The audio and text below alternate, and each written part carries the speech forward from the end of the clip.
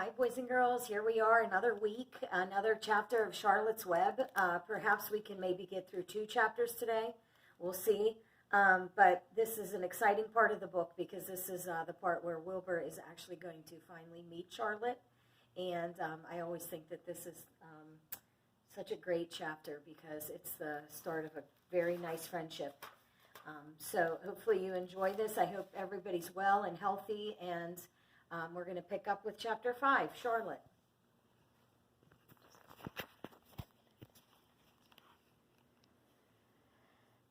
The night seemed long. Wilbur's stomach was empty and his mind was full, and when your stomach is empty and your mind is full, it's always hard to sleep.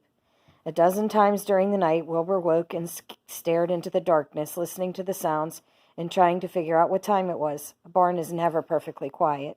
Even at midnight, there is usually something stirring. The first time he woke, he heard Templeton gnawing a hole in the grain bin. Templeton's teeth scraped loudly against the wood and made quite a racket. That crazy rat, thought Wilbur. Why does he have to stay up all night, grinding his clashers and destroying people's property? Why can't he go to sleep like any decent animal? The second time Wilbur woke, he heard the goose turning on her nest and chuckling to herself. "What time is it?" whispered Wilbur to the goose.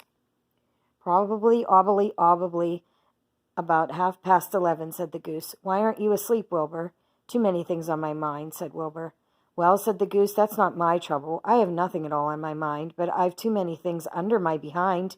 Have you ever tried to sleep while sitting on 8 eggs? "No," replied Wilbur. "I suppose it is uncomfortable. How long does it take a goose egg to hatch?" Approximately 30 days all told," answered the goose. "But I cheat a little. On warm afternoons, I just pull a little straw over the eggs and go out for a walk."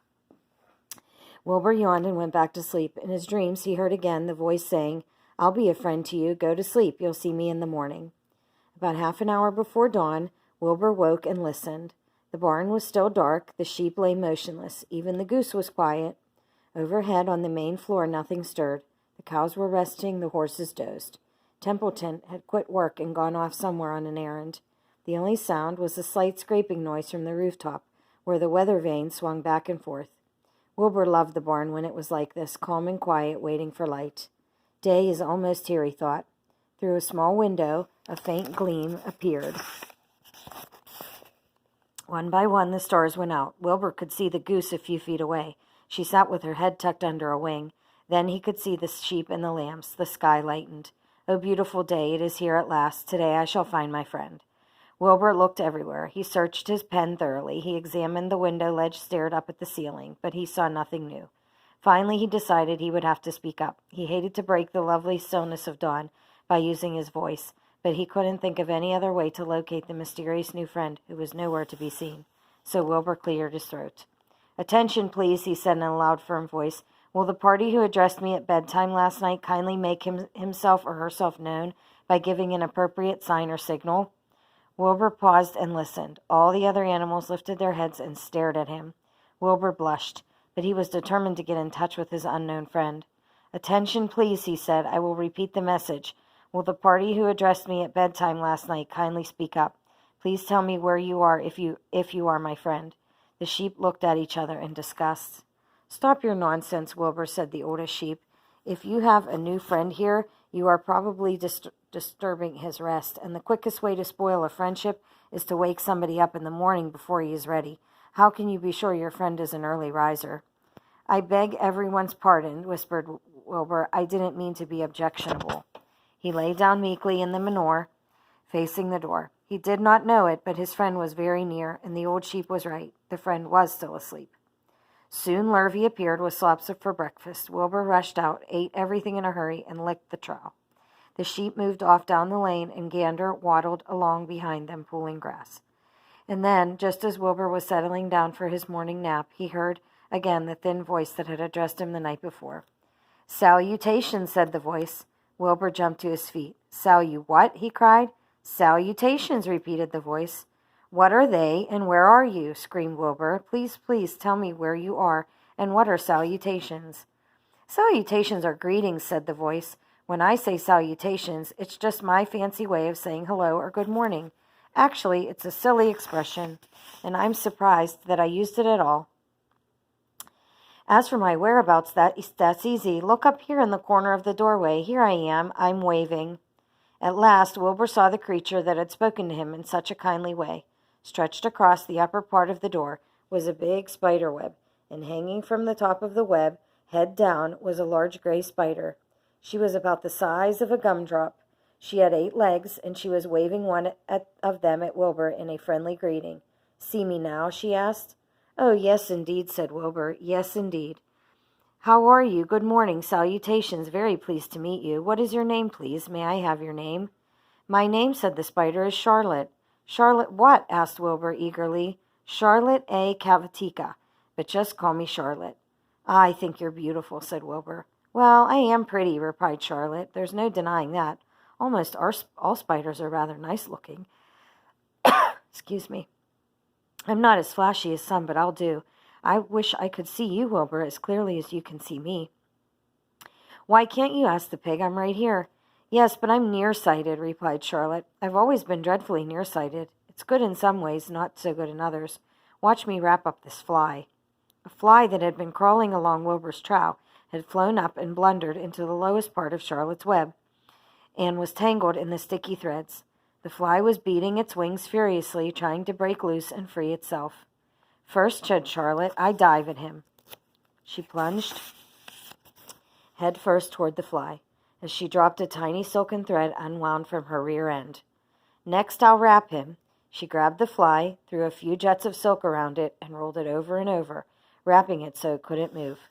Wilbur watched in horror. He could hardly believe what he was seeing, and although he detested flies, he was sorry for this one. "There," said Charlotte. "Now I knock him out, so he'll be more comfortable." She bit the fly. "He can't feel a thing now," she remarked. "He'll make a perfect breakfast for me." "You mean you eat flies?" gasped Wilbur. "Certainly. Flies, bugs, grasshoppers, choice beetles, moths, butterflies, tasty cockroaches, gnats, midges, daddy-long-legs, centipedes, mosquitoes, crickets, anything that is careless enough to get caught in my web. I have to live, don't I?" "Why, yes, of course," said Wilbur. "Do they taste good?" "Delicious. Of course, I don't really eat them. I drink them, drink their blood. I love blood," said Charlotte, and her pleasant thin voice grew even thinner and more pleasant. "Don't say that," groaned Wilbur. "Please don't say things like that." "Why not? It's true. I have to say what is true. And I'm not entirely happy about my diet of flies and bugs, but it's the way I'm made. A spider has to pick up a living somehow or other, and I happen to be a trapper. I just naturally build a web and trap flies and other insects. My mother was a trapper before me. Her mother was a trapper before her. All our family have been trappers.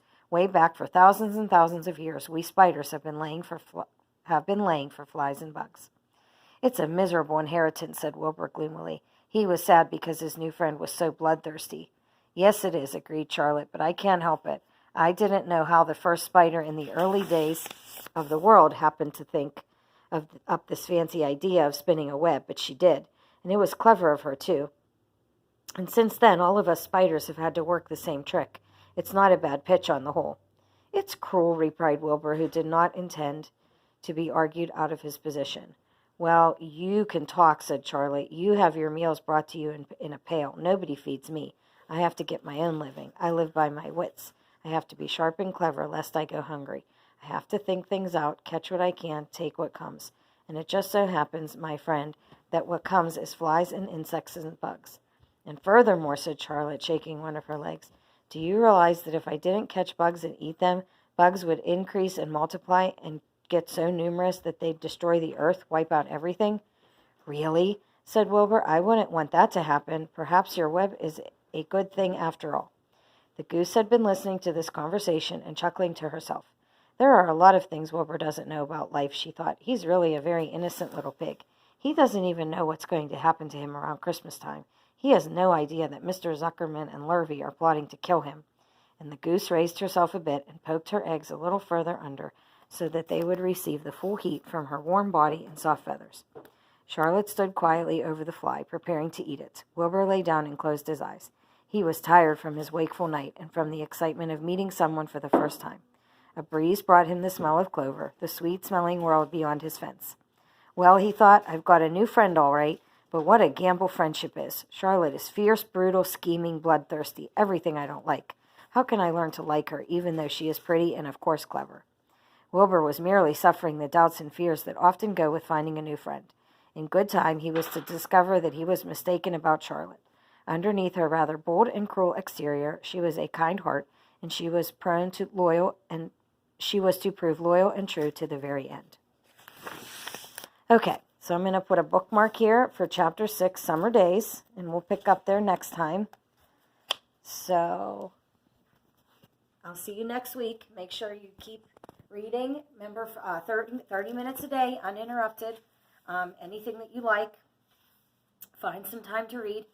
Make sure you're keeping up with your AR quizzes. And I'll see you next time where we pick up with Chapter 6, Summer Days. Bye.